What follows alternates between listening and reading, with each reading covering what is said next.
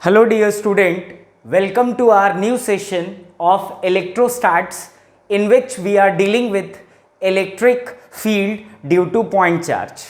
As in last class I will already explain you what actually electric field is and what is the formula for finding electric field due to point charge. As we all know, electric field is basically an imaginary concept which is created by a point charge in which if that in that region any other charge comes, then it experiences electric force. And we know that the value of electric field is force per unit charge. Force per unit charge, it means 1 coulomb charge experiences that much how much amount of force is basically electric field. This value is also called intensity of electric field. Intensity means strength of electric field, that how much intense is the value of electric field. And I already tell you, with this formula we'll get F is equals to QE. This formula says if any charge is placed inside the electric field, then that charge experiences electric force. As we all know, charge is of two types. So if charge is positive, then the direction of electric force is along the direction of electric field, and this concept is very important, dear student. And if charge is negative, then the direction of electric force is opposite to the direction of electric field. F is equals to QE. Another formula which I'll discuss in last class is, if we have a point charge, let's say is Q, and we wish to find electric field at any point P r distance apart from that charge, that point charge, then what we have to do, we'll place 1 coulomb charge. As we all know, 1 coulomb charge is basically very small magnitude charge. If 1 coulomb charge is given to any system cannot affect it. If we'll take 1 coulomb charge from that system, again system cannot affect it. So what we'll see here, that 1 coulomb is very small magnitude charge, it cannot affect system. That's why I place a imaginary 1 coulomb charge at point P where we wish to find electric field due to this point charge. So what we'll see here that this charge is applying some force, and this basically this charge is always unit positive charge, always unit positive charge. So this is positive charge, this 1 coulomb charge is also a positive charge. So this point charge apply force on 1 coulomb charge, repulsion away from this charge, because positive repels each other. Now we know that electric field due to point charge, dear student, I'm telling again and again that right now we are dealing only with point charge. Once we'll completed point charge, then we'll discuss about extended charge. I already tell you what is the basic difference between point charge and extended charge. So remember, we are dealing till now only with point charge, not extended charge. So we know the value of electric field is equals to force experienced by per unit charge, or we can say force experienced per unit 1 coulomb charge. So the value of force will be K Q1 Q2 by R square. As we know, magnitude of Q1 is Q and magnitude of Q2 is 1 coulomb. So what we'll get from here, we'll get F is equals to K capital Q 1 coulomb divided by R square, and this Q is force experienced by 1 coulomb charge. That is, the value of this Q is that charge which experiences force. So here, dear student, the charge which is experiencing force is 1 coulomb. So instead of this Q, we'll place 1 coulomb. So the value of force is KQ by R square. I'll write here KQ by R square. What we'll get, E is equals to, the value of force is K Q by R square and the value of Q is 1. So we cannot write 1. So if we have a point charge then at r distance apart, the intensity of electric field is kq by r square. And remember, dear student, if I am talking about direction C, the direction of electric field is always along the direction of electric force. I'll write here, the direction of electric field is always along the direction of electric force. The direction of electric field is always along the direction of electric force. The direction of electric field is always along the direction of electric force. So if you're seeing here that if we have a positive charge, then r distance apart we have a point P. So the direction of force due to positive charge you are seeing here away from the charge. So direction of electric field is also away from the charge. So what we'll write here, if charge is positive, then the direction of electric field is always away from the charge. The direction of electric field is always away from the charge. If charge is, dear student, positive, you are seeing here, if we have a positive charge and at P point we wish to find electric field, then what we'll do, we'll place 1 coulomb charge. That 1 coulomb charge experiences force in this direction because this is positive and this is always be positive. So positive repel. So this 1 plus q charge apply force in this direction, and this force is basically electrostatic force. So the direction of electric field due to positive charge is along the direction of electric force. So you are seeing here that the direction of electric force is in this side, or we can say positive x-axis, or we can say away from the charge. Hence the direction of electric field is also away from the charge. Remember, electric field is always for positive charge, the direction of electric field at any point P is always away from the charge. And if we are talking about negative charge, let's suppose we have a negative charge. So here comes minus q, and at r distance apart at point P we wish to find electric field intensity, or we can say magnitude of electric field. So what we'll do, we'll place unit positive charge. This is negative and this is positive. So this charge will attract this 1 coulomb in this direction. So the direction of electric field is also in this direction, and its magnitude is always either the charge is positive or it may be negative. If it is a point charge, then the magnitude of electric field, dear student, is always kq by r square. So if charge is negative, I'll write, if charge is negative, then the direction of electric field due to point charge at any point P is always towards the charge.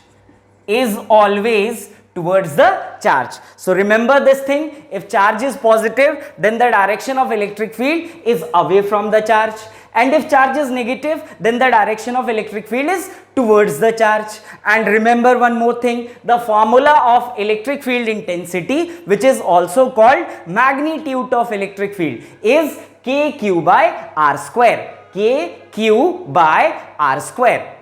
So this is what we already done in previous class. Now we'll start with new topic. Write down electric field due to point charge. Electric field due to point charge. Electric field due to point charge in vector form.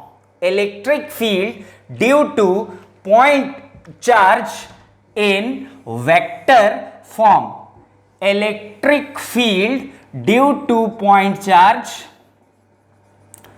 Electric field due to point charge in vector form. Now we are discussing electric field due to point charge in vector form. As we all know, electric field is, dear student, vector quantity, hence it depends on magnitude as well as direction. So now in this lecture we are discussing electric field in vector form. This topic is very similar to Coulomb's law in vector form. So if you are not prepared with Coulomb's law in vector form, then go back, see the video of Coulomb's law in vector form, then only you'll match that topic with this topic, then only you'll understand what actually electric field in vector form says. So see, we have two types of charges, one is of positive nature and other is of negative nature. So I am discussing case first. If charge is positive, then electric field in vector form. So I'll write here case 1. If charge is positive by nature. So dear student, let's suppose we have a Cartesian system. Let's say this is your x-axis and this is your y-axis. See, without knowledge of vector, you are not capable, you are not, so much imaginary portion are missing if you don't know about vector. So if you don't know about vector, go ahead with your first year book, try to understand vector. If you'll find any type of complication, any difficulty, then do tell me. I'll take class of vector as well, so that you'll understand things more better. Now let's suppose we have a point charge plus q and we wish to find electric field intensity in vector form at point P due to this positive charge plus q. So what I'll do, dear student, I'll make a position vector here. Let's suppose this is our A point and this is our P point. This point is called origin 0, 0. Consider zx as well. So I'll write here 0, 0, 0. I'll already tell you what actually position vector is. Position vector is a straight line which joins the particle or point with origin. Position vector is only written if you know about the coordinates of point or particle, and if point or particle are present in Cartesian system, dear student, then remember you are capable to draw position vector. So this A point carry plus q charge and we wish to find electric field in vector form at this point P. So this point A is placed in Cartesian system. So we are capable to write its coordinate. Once we are capable to write the coordinate of particle, we can make its position vector. So this is basically position vector of point A, and let it to be RA vector. I'll write here, let RA vector be the position vector of point A. Remember, dear student, this is very similar to Coulomb's law in vector form. So go back to your video gallery. If you don't know about Coulomb's law in vector form, watch it again and then come to this video. And similarly, we are capable to write the coordinates of point P as well, because this point P is also present in Cartesian system. Cartesian system means x-axis, y-axis and z-axis. So we are also capable to draw the position vector of point P as well. I'll write here, let RP vector be the position vector of point P. So RP vector is, dear student, position vector of point P. Now if I'll take A point to be initial point and P point to be final point, then if I'll make a straight line and put a direction as well, then this is considered to be initial position, this is considered to be final position. let's suppose, then if we'll join initial position with final position along with giving the direction, then this line represents displacement vector. So I'll write here, let d vector be the displacement vector of between A and B, between points A and P. So dear student, displacement vector is represented by d vector. This displacement vector is basically a straight line joining initial point and final point, having magnitude as well as direction. This arrowhead gives you direction and this length gives you magnitude, because we all know displacement is vector quantity, hence it carry both magnitude as well as direction. Now we have a positive point charge and we wish to find electric field at point P. So we all know that due to positive charge, the direction of electric field is always away from the charge, This is the direction of electric field because we have positive charge and we wish to find electric field at point P. So we know the direction of electric field due to positive charge is always away from the direction of charge. So I'll write here the direction of electric field,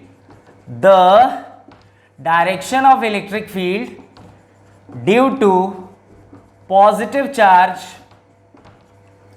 is always away from the charge.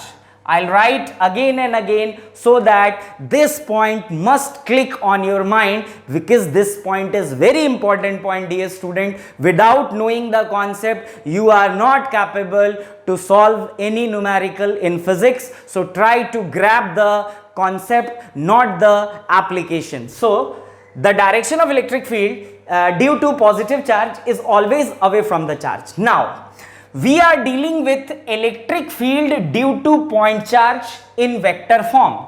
We know, dear student, the magnitude of electric field due to point charge. It is kq by r square. But this time we are dealing electric field in vector form. So if we are talking about vector form, then only magnitude is not sufficient. For defining any vector quantity in vector form, you have to introduce a unit vector, because unit vector can gives you the direction. So this is the magnitude of electric field. I'll write here magnitude of electric field due to point charge. Now I wish to write the electric field in vector form, so I'll introduce a unit vector. Remember, I'll introduce a unit vector. Now if you are seeing here that we have three lines and these lines make a triangle. If you are aware with vector, then you know if three lines represent vector and forms triangle, then we are capable to apply triangle law of vector addition. So here I'll apply triangle law of vector addition. See, this is your RA vector, this is your RP vector, and this is your D vector. We have three sides. All the sides represent vector. RA vector is vector, RP vector is vector, and D vector is vector. So all the three lines represent vector and it forms a triangle. So by triangle law of vector addition, we all know triangle law of vector addition is sum of two regular vector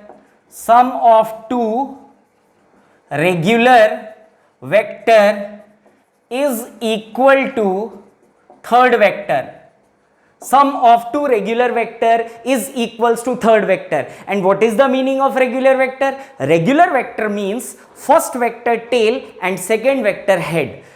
A point where one vector tail and second vector head meets is called, both the vector is called regular vector. So if you are seeing here that this is the tail of rp vector and this is the head of rp vector, but at this point one more vector head is there, that is d vector. So rp vector and d vector are not regular vector, they are irregular vector, because if point at common point head and tail meets, then only we'll say the vector is regular vector. So this point is tail of RA vector and this point is head of RA vector. Similarly, this point is tail of D vector. So at point A, one vector head and one vector tail meets. So we'll say RA vector and D vector are regular vectors. So sum of two regular vectors, that is RA vector plus D vector is equals to RP vector. So I'll write D vector is equals to RP vector minus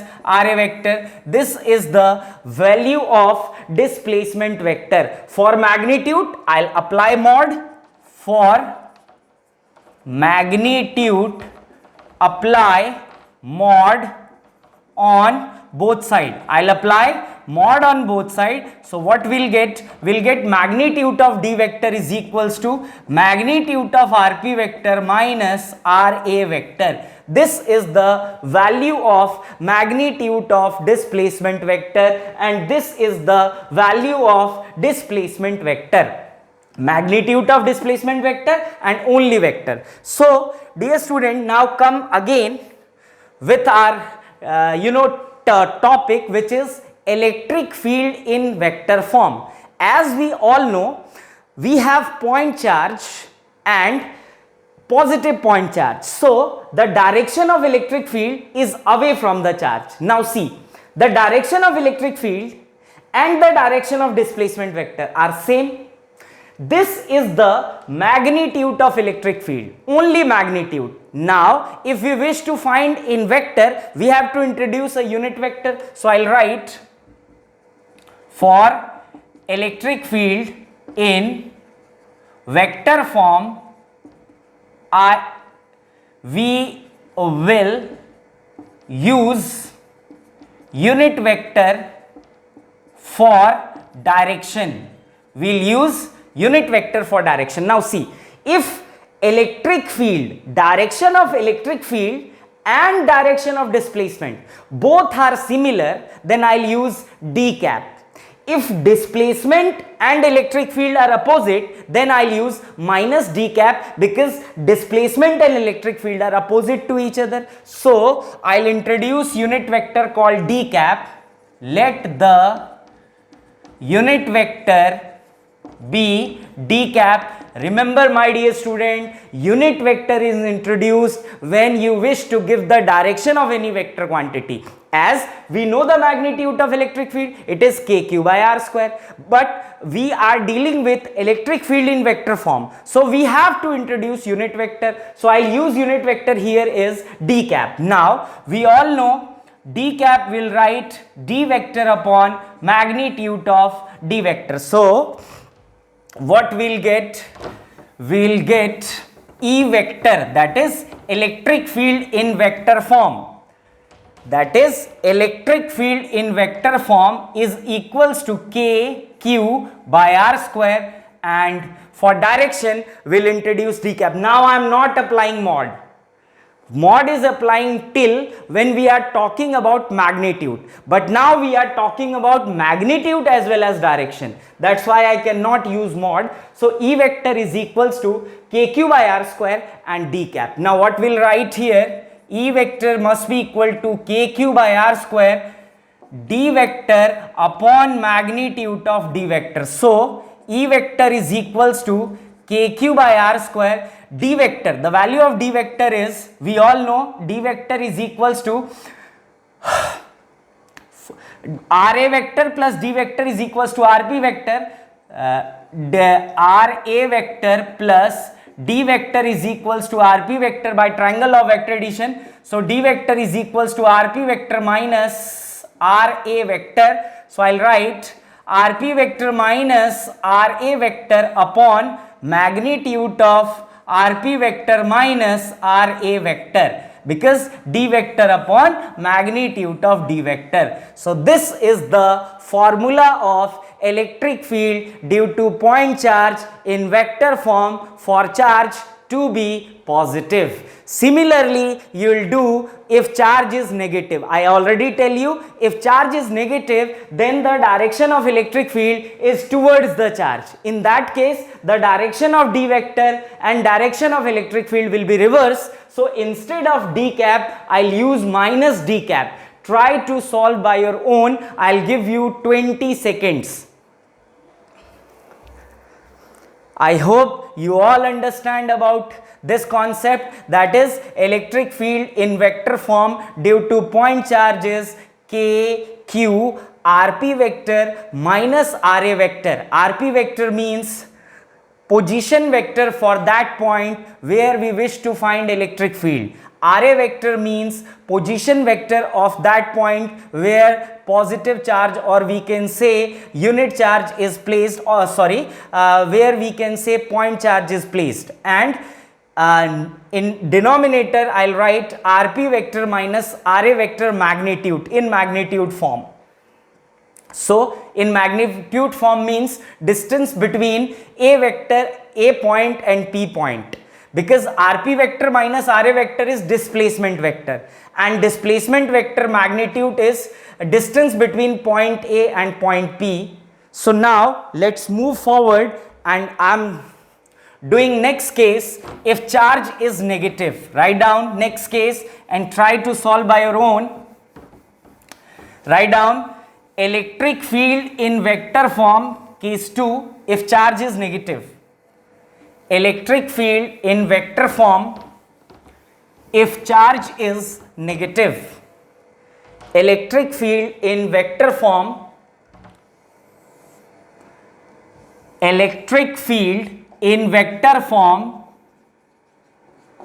electric field in vector form if charge is, my dear student, negative. If charge is negative. So let's suppose we have a Cartesian system here, x-axis, y-axis and z-axis. Try to consider this derivation as revision and try to do by your own, because it is similar topic, fourth time I am doing. 2 times in Coulomb's law in vector form, 1 in electric field due to point charge. Now I am dealing electric field in vector form due to negative charge. So it's my 4th time, because all time we are doing similar things. Let's suppose we have a point A where minus q charge is placed and we wish to find electric field at point P. So we all know that point A is placed in Cartesian system, so we are capable to write its coordinate. And if I am capable to write the coordinates of any point, then I am capable to draw its position vector. So position vector is straight line which join the particles with origin having direction. So this is the position vector of A point. I'll write RA vector. Similarly, I'll draw another point and give direction with P. So this is the position vector for P point. Similarly, I'll draw a line by giving direction. So this is your displacement vector. Now see, charge is negative. If charge is negative, then electric field at point P is towards the charge. Now I am not writing RA vector to be initial position vector, RP vector to be final position vector, and D vector to be displacement vector. I'll doing directly, as I'll write here the direction of electric field due to negative point charge is always towards the charge. So the direction of electric field is due to negative charge is always towards the charge. So the direction of electric field here is opposite to direction of D vector, or we can say displacement vector. So what I'll do, I'll find the value of D vector. As we all know, this is a triangle, carry all the sides to be vector quantity. This is RA vector, this is RP vector, and this is D vector. So by triangle law of vector addition, which I already discussed, you will write directly RA vector plus D vector is equals to RP vector. So the value of D vector is RP vector minus RA vector. Now I am taking magnitude of displacement vector. So for taking magnitude, we'll apply mod. So for magnitude of displacement vector, apply mod on both sides. I am applying mod on both sides. So what we'll get? We'll get magnitude of D vector is equals to magnitude of RP vector minus RA vector. Now, dear student, remember, if we have minus 5 and I'll apply mod on minus 5, it will always be positive. So remember this thing, that mod is always positive. Mod is always positive. Mod means always positive. I'll write here in form of note, mod is always positive. So if mod is positive, then I'll write RP vector minus RA vector. Instead of RP vector minus RA vector, I'll flip this RA vector minus RP vector, because we are applying mod here, and mod never gives negative value. So either you will write RP vector minus RA vector, or you will write RA vector minus RP vector. Because of mod, its value cannot changes. Its value becomes always positive. So instead of D vector magnitude, I'll write I'll write RA vector minus RP vector. So this is the value of magnitude of displacement vector. As mod is always positive, so I'll flip the term. First I'll write RA vector, then I'll write P vector. Now we all know that magnitude of electric field due to point charge is electric field due to point charge is, we all know, it is kq by r square.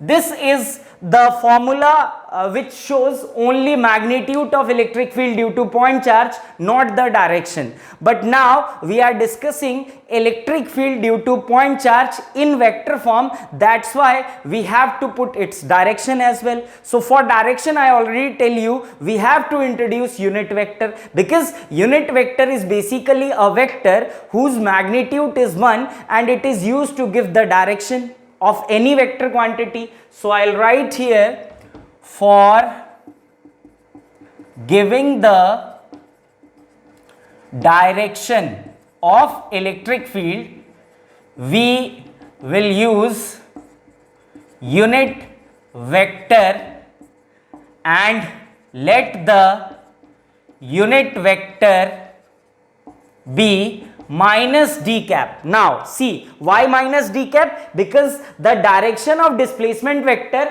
and electric field is opposite. That's why I'll use minus d cap. I'll write here in form of note, negative sign indicates d vector and e vector are opposite to each other. That's why I'll use d vector. Now electric field in vector form due to point charge. Electric field in vector form due to point charge.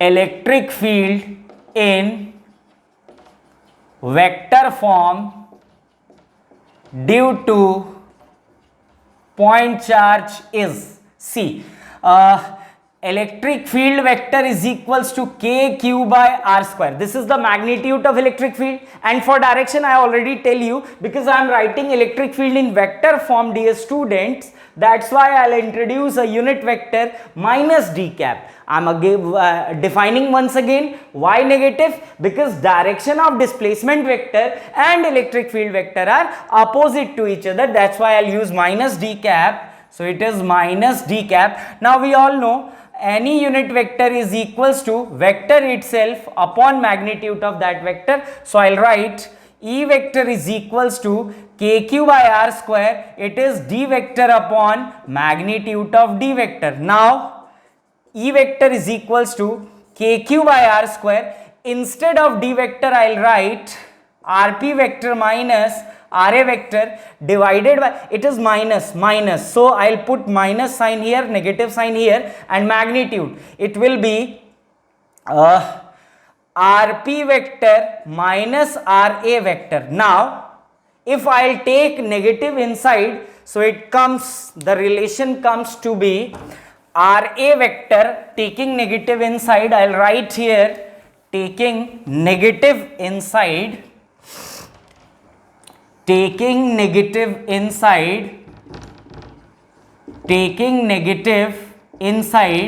what we'll get, E vector is equals to kq by r square. It is ra vector minus rp vector divided by magnitude of rp vector minus ra vector. This is the formula of electric field due to point charge at any point P in vector form if charge is, my dear student, negative. Both formula are similar. If we are taking positive charge, then instead of ra vector minus rp vector, we'll get rp vector minus ra vector. But if charge is negative, then it will be ra vector minus rp vector. We just flip the term, as we'll take negative inside, and I am again explaining why here it is minus d cap. Minus d cap represents the direction of electric field, and displacement vector are opposite to each other. So this is all about electric field due to point charge in vector form, k q by r square. Remember, we have three formulas now. It is kq by r square, F is equals to QE, and E is equals to F by Q. Electric field intensity is equals to force experienced by unit positive charge.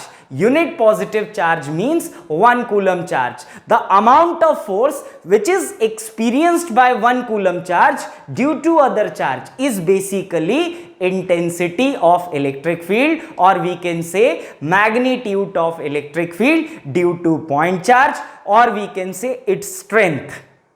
If charge is positive, then always remember at any point P, electric field is always away from the charge, and if charge is positive, then the direction of electric field is always towards the charge. If any charge is placed inside the electric field, then that charge experiences electric force of magnitude F is equals to QE. These formulas are very important formula. Please try to understand these things. Always try to understand vector formation, because vector is very important. I am asking again and again, because all the terms which, all the relations, all the terms which is used in electrostats is vector. Like force is vector, electric field is vector, lots of things are vector.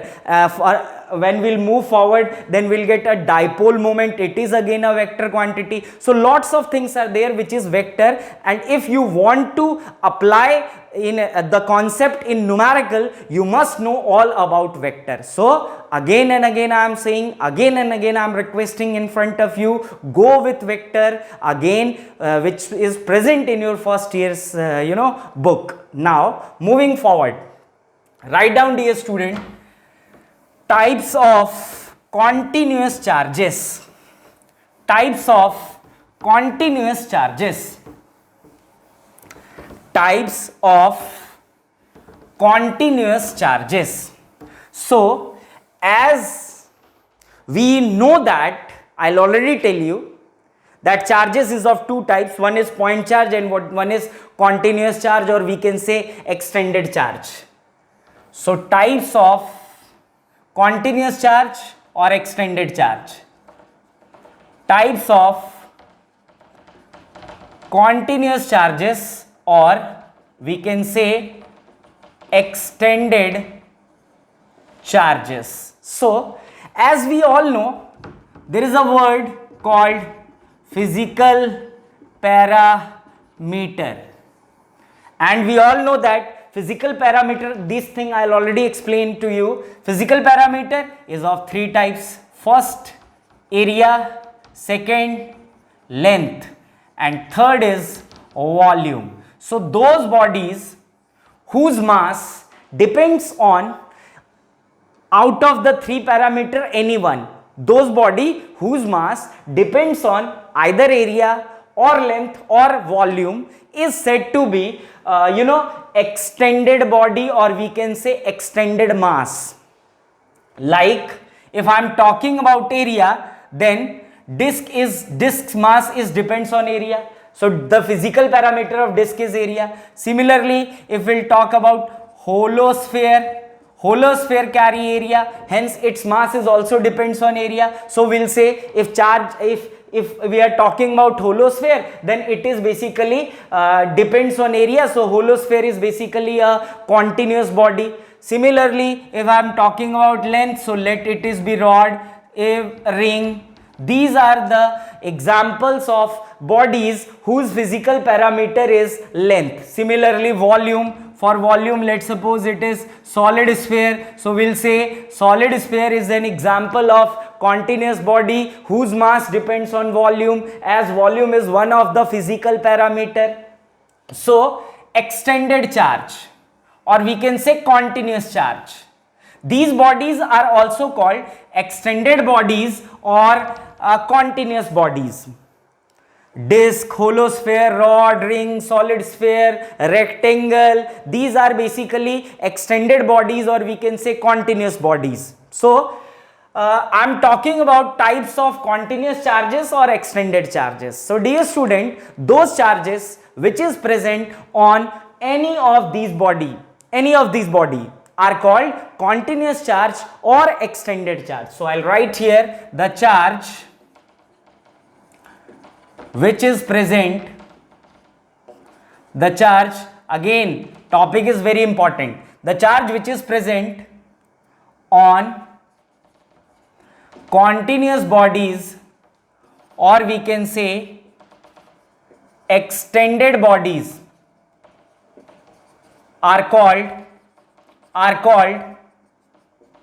extended charge, or we can say continuous charge, or we can say continuous charge. See, these charges cannot be represented by a point.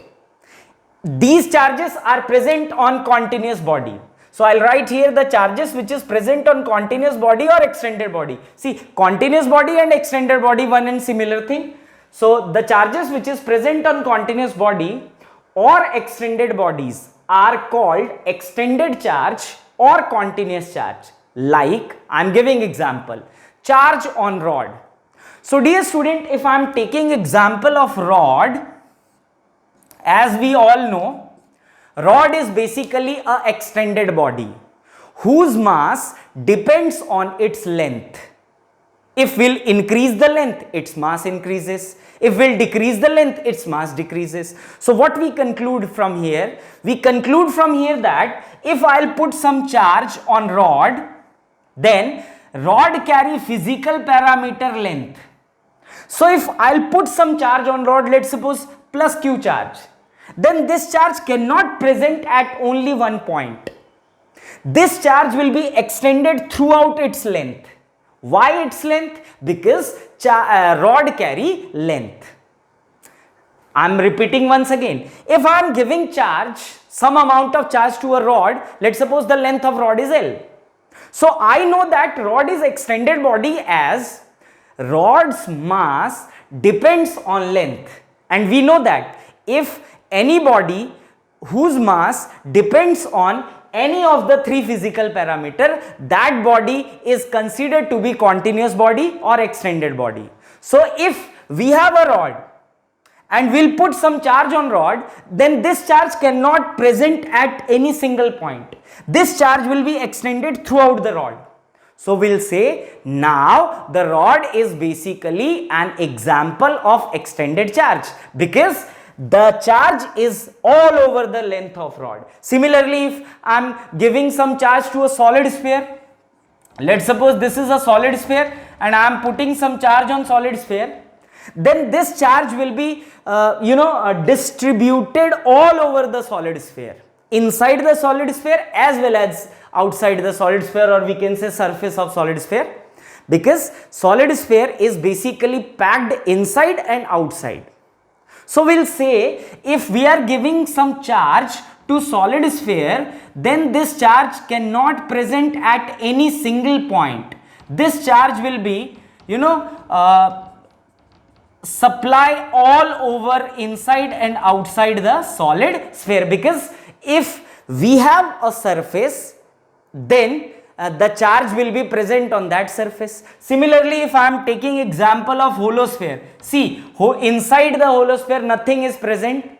For charge to be present, we must need some surface, and if I am talking about hollow sphere, then hollow sphere carry surface area.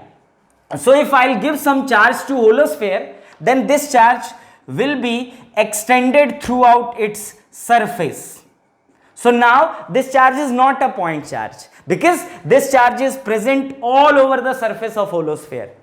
Then this charge is considered to be extended charge. So dear student, extended charge are those charges which are present on extended bodies, or we can say extended mass, like charge on rod, charge on ring, charge on disc, charge on hollow sphere, charge on solid sphere.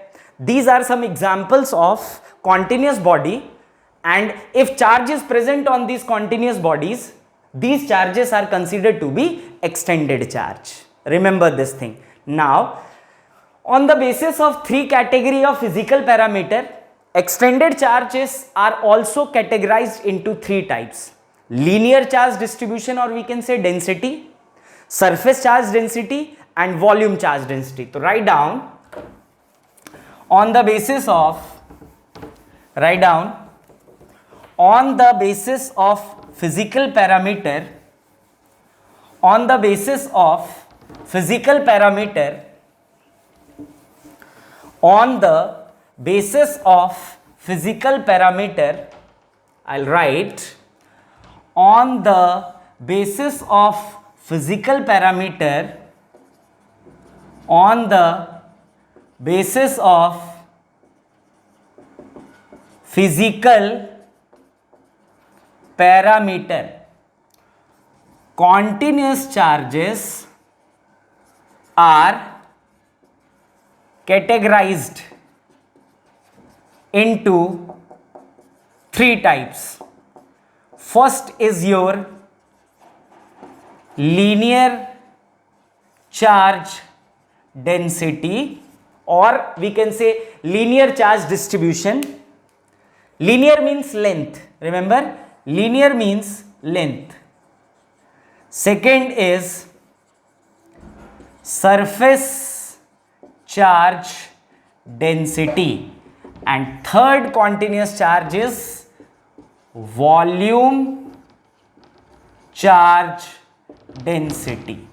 So on the basis of physical parameter, as we all know, physical parameter is of three types. One is length, second is area, and third is volume. Similarly, charges, continuous charges, or we can say extended charges, is also of three types. First is linear charge density, second is surface charge density, and third is volume charge density. Linear means length, surface means basically area, and volume means volume, as we all know. So I am explaining turn by turn what is linear charge density, what is surface charge density, and what is volume charge density. I hope you all understand the difference between extended charge and point charge. So write down first topic, that is linear charge density. I hope you all are understanding things. Write down linear charge density and imagine what actually linear charge density is. I'll writing first linear charge density. Our first topic is linear charge density. So the charge which is present on those extended masses, or we can say those extended bodies whose physical parameter is length. That is, means linear charge density is basically charge which is present on length of any continuous body. So I'll write the charge is which is present on those bodies whose physical parameter is length is called linear charge density, or we can say, or the charge which is present over the length of continuous, or we can say extended bodies, are called linear charge density. For example,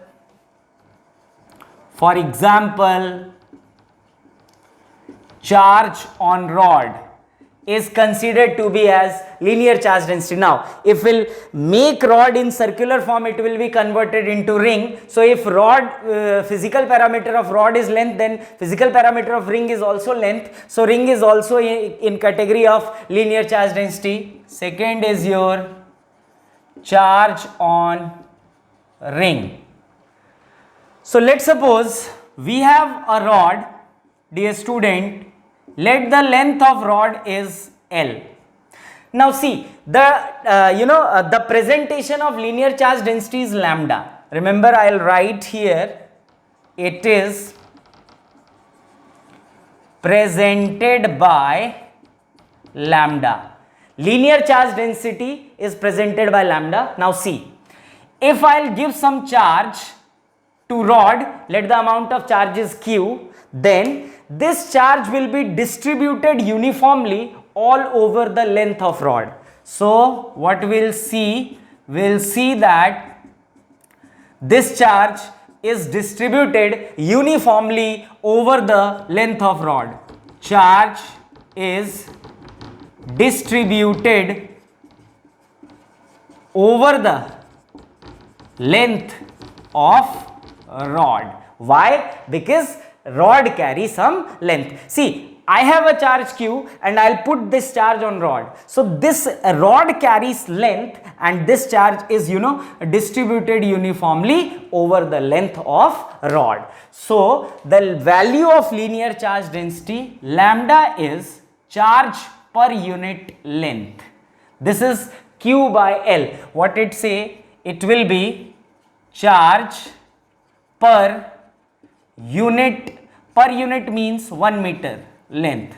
That is, linear charge density is equals to the amount of charge which is present in 1 meter of rod is called linear charge density, charge per unit length. Or we can write the amount of charge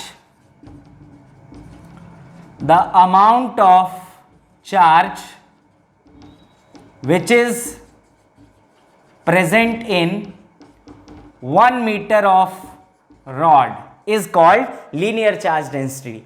So the well definition of linear charge density is charge per unit length. Per unit length means 1 meter. So the amount of charge which is present in 1 meter length of rod is said to be, dear student, linear charge density. Now see, we know that the physical parameter of rod is length. So if the length of rod is very small, we know that the physical parameter of rod is length, and if we are giving some charge to rod, that charge is present over on its length of rod. So if length of rod is small,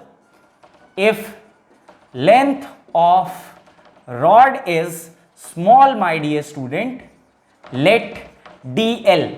See, the charge is present on the length of rod, and if length of rod is small, then amount of charge is also small. So we'll say in that case lambda is equals to dq by dl. Means if we know that the charge present on rod is on over its length.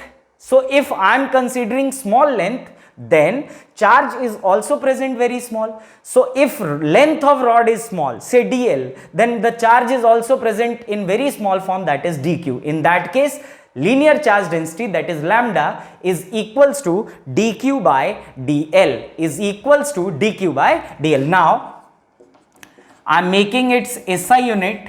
So SI unit of charge is coulomb and SI unit of length is meter. So the SI unit of lambda is coulomb meter inverse. This is the SI unit of linear charge density. Similarly, volume charge density and surface charge density. Dear student, we'll continue this lecture in form of continuous charge distribution in next class.